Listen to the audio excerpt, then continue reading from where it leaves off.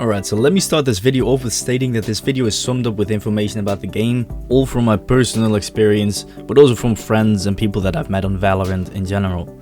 If you don't agree with, or if you have something to add to the video, please leave a comment below, because I would love to hear about it and maybe have a discussion about it.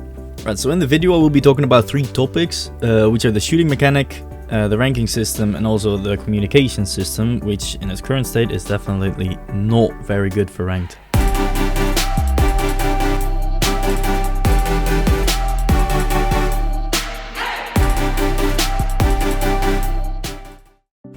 Valorant. The closed beta started on the 7th of April and the game was released on the 2nd of June in 2020. Now the only method to gain access to the closed beta was by either receiving the key from Riot Games, which were mostly the biggest streamers and professional FPS gamers, or by watching the streams from one of those content creators and waiting until you would get the key as a reward. Now Riot Games has been aiming to create a game that has the potential to be a new esports game, and I think they definitely succeeded, because they definitely made its mark in the scene looking at the major event that was played a couple of weeks ago. Running through. Sonar up. Dome was close, they don't know. Oh my god, he gets flashed! The team flash! The team flash! Magnum's in the smoke here, 10 Oh my god! Magnum's got no HP, not like this! Sentinels! They're gonna get the defuse! They've done it! Sentinels are the masters to Reykjavik champions!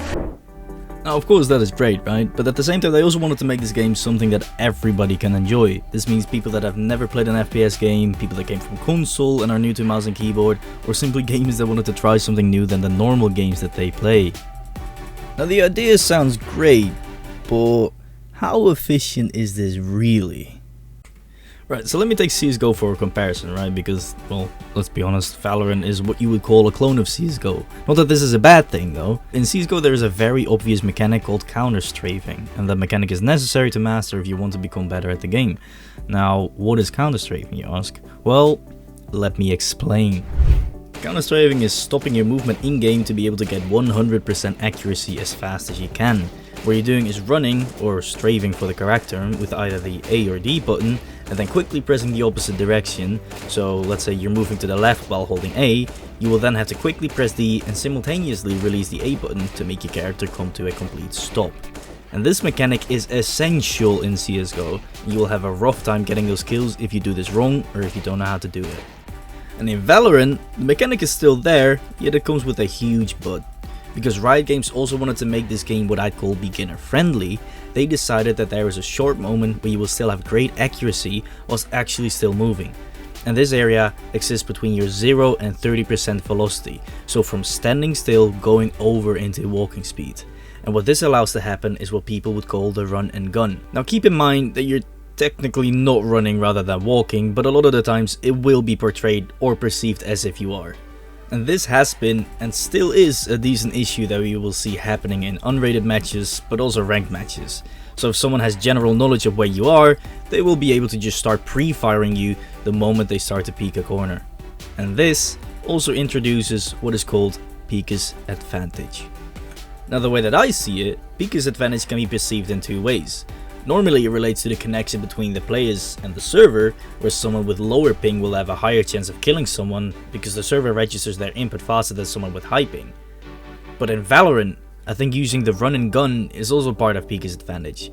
This advantage means that the person who is about to peek a corner will have the upper hand in taking the aim battle to someone who is trying to defend that angle.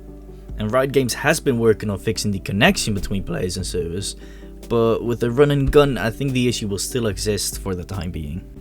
Now Riot Games did release a patch in the early days of February 2020 that, and I quote, significantly increased the amount of error that all rifles get when moving and shooting to help combat the sensation of running kills with rifles.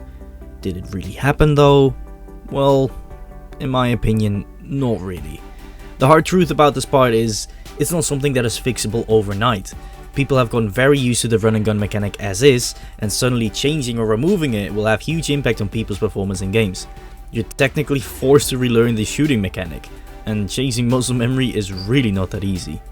Now I do really look forward to how Riot Games will handle this situation, because for me, I've become quite displeased with the amount of times it happened to me.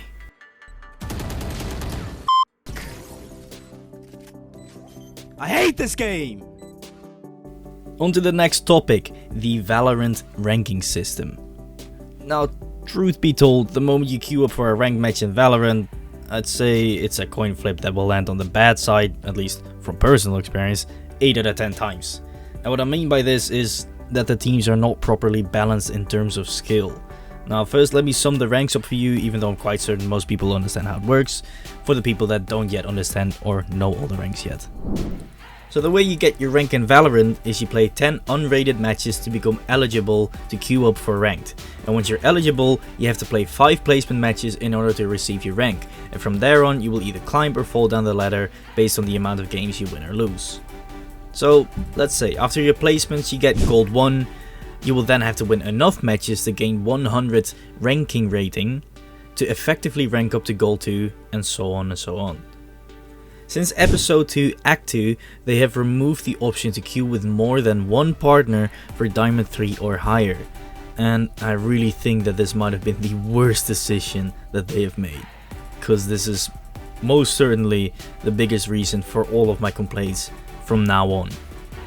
So from my experience, Immortal is supposed to be one of the highest ranks you can get, and the only rank above that is Radiant, which only the top 500 players in Immortal will receive. Now I'm not necessarily saying that some people don't deserve to be in that rank.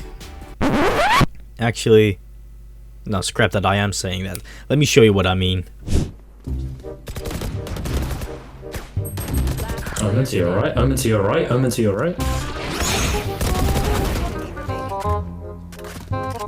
Dude, this has to be silver, right? This has Keep in mind that this is like basically Immortal Elo, right?